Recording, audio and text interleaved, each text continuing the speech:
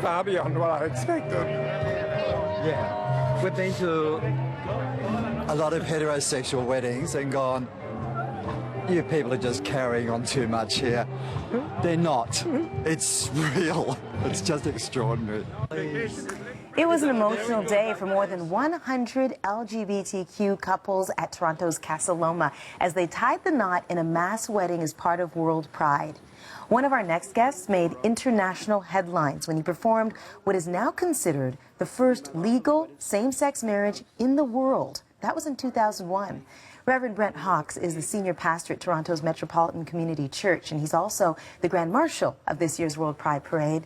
Also with us is Preston, who at 21 has started a movement to help LGBT youth. And we welcome both of you to Canada AM this morning. Reverend Hawks, I want to start with you. And I want you, if you can, to paint a picture of what it was like in the 70s when you got here. It was a very, very scary time in a very scary place. We couldn't trust the police. Whenever there was a gathering of gay people, we would be careful when we broke up that we didn't get attacked by the police. We were always afraid of the gay bashers. One time I was chased down Yonge Street by a group with baseball bats. And it was a large drag queen who jumped out of one of the bars and pulled me in and rescued me. And so it was very difficult. People would be fired from their jobs if they were gay or rumored to be gay. There was no protection, could be kicked out of their apartment buildings. If a person's partner were in the hospital in intensive care, you weren't allowed to get in because you weren't viewed as family. And so it was very difficult. But there were some courageous people who started to fight back and to speak up and to come out. And over time, things have changed dramatically. Yeah, you know what? And you are one of the courageous ones, of course. And I just want to underscore here, you talked about, you know, how difficult it was, but you had to wear bulletproof vests at times. You were concerned about your safety to that level. Yeah, the police came to me on a number of occasions and said, you know, there have been death threats, that I need to take precautions. They didn't want me to go in the Pride Parade one year, and I said, I'm not backing off. You can't surrender leadership to negative people. And yeah, when I did those first weddings, I had a bulletproof vest, 12 bodyguards protecting me. There were 50 police officers in the basement of the church, protesters outside. I was assaulted that morning in church. But it was an unbelievably exciting day because we knew we were making history, and that what started that day we've now seen expand around the world, so it's pretty exciting. We absolutely have 110 weddings yesterday. I want to get to you, Justin, because I watched you listening as Reverend Hawks was telling his story, and you kept looking at him like, wow, right? This happened. It is so different from hearing from the older generation to the younger. Like coming from high school too, like I thought that was bad. And then you look back like years and years and years and you see like there's been a lot of change and it's really good. You came out at 13. I did. And what happened to that point? Well, when I came out, it was just like a rumor. It spread like wildfire. The next day everyone knew. I thought it was like an okay thing, you know, I'm just who I am. How did you come out? How did you do it? Actually, I told a friend actually told someone else, okay. And it just spread. And then your life became what? I went in from elementary school, went right into high school, and things weren't easy at all. Okay. I thought it's a new start, going into high school, like new friends, new everything. And it was totally different because I already knew people knew who I was when I first got there, because I was gay. So when I got there and people were talking, you'd see the social media, you go home and people are already talking about you. It's very uncomfortable trying to just start your first day in grade 9, and then as trying to grow as a person and be proud of who you are, it's very hard not having people to also look at as role models when I came from a small town. You were bullied? Yes, yeah. A lot. You were bullied a lot. How did you get through those times? It was actually people online, like, for example, YouTube celebrities like Chris Crocker, Jeffree Star. Seeing that there was people like them out there in the world, that they can express themselves for who they were, made me feel like I was worth to live. I was worth to use my voice. And it was just that I knew deep inside that I was worth living. And not all the things that people said to me, I should not have let them bring me down to the point where I was actually losing self-confidence and doubt in myself.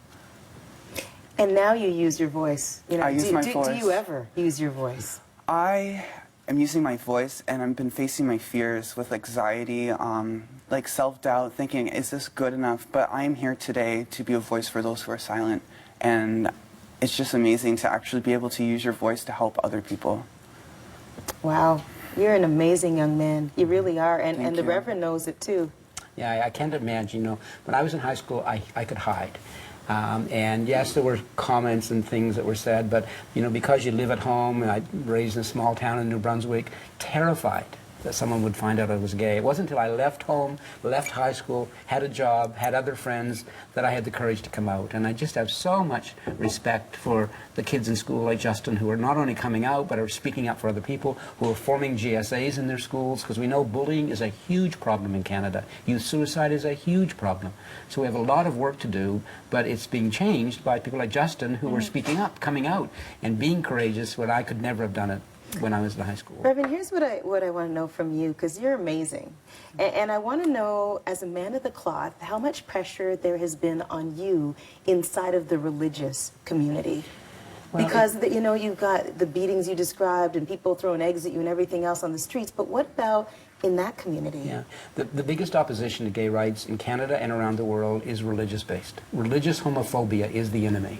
And here in Canada, we have extreme radical evangelicals who are going around the world spreading hate in other countries. There were just representatives of the evangelical community in Jamaica, and helping the politicians there to write laws to prevent gay people from having protection. To extend the time that gay people will be thrown in jail simply for loving another person of their same gender in Jamaica. And so we're spreading hate from Canada, and it's the religious community, the extreme evangelicals that are doing it. So it's really important for religious leaders to be speaking up and to counteract that, because if gay people see the church as the enemy, that's a problem.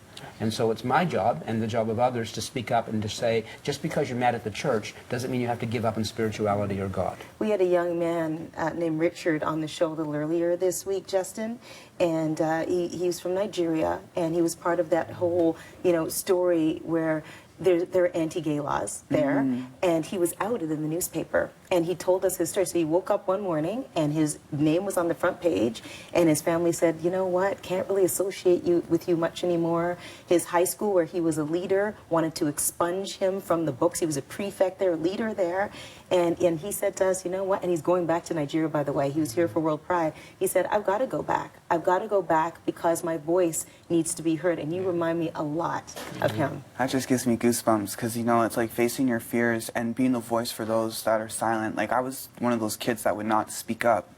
I felt very afraid, and it's so amazing to see people like him speaking up and being a voice for people back in his home, in his community. Keep doing what you do, love. Thank you. Really nice to meet you. It's so really nice to meet you. It's you. an honor. Thank you.